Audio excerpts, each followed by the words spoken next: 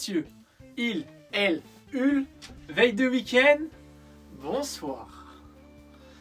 Nous sommes le 15 novembre et on aurait tendance à penser que les fruits de saison se sont fait la belle. À moins que vous ayez une envie folle de fraises et un week-end de libre pour aller se donner à la cueillette au Maroc, je vous conseille plutôt de vous intéresser aux fruits de saison de nos terres fertiles. Alors que le froid nous gèle les grelots avec une température moyenne de 7 degrés et que nos sorties en extérieur nous obligent à se transformer en sacs de couchage, certains fruits et légumes, eux, en profitent pour pointer le bout de leurs oreilles. Et sans bonnet. La semaine dernière, nous parlions la citrouille. Ce n'en est pas une. Parfait pour une soupe et éviter les ventres ronds. Les épinards, avec un peu de crème, une pipe à la bouche et quelques heures à la salle, Popeye te le dira, tous tes problèmes se résoudront. Hurrah! Quelques jardins en France ressemblent actuellement à l'Éden, car les pommes golden sont à point. Alors, si votre jardin couvre ce fruit défendu, enfile une feuille, attrape ta Ève et va croquer tes pommes à pleines dents. Mais prends garde aux serpents.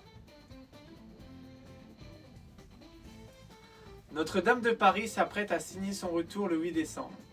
15 jours après que Dati proposait l'idée de nous gratter encore et toujours avec une entrée payante pour visiter la Grande Dame, son copain Emmanuel Macron est sur le pied de guerre pour se faire mousser le 7 décembre avec un discours télévisé depuis le parvis et des moyens dithyrambiques seront mis en place selon France Info.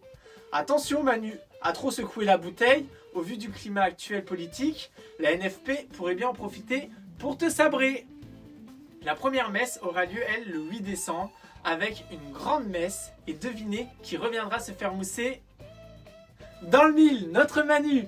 Mais il a tenu à préciser qu'il sera là pour assister à la messe comme homme et non comme président. Toujours le même débat. Peut-on séparer l'homme de l'artiste ? En attendant, la cathédrale sera ouverte jusqu'à 22h lors de sa première semaine d'ouverture, mais un système de billetterie gratuit, pour l'instant, un Rachida, permettra aux particuliers de réserver une entrée l'avant-veille, la veille ou le jour même de la visite.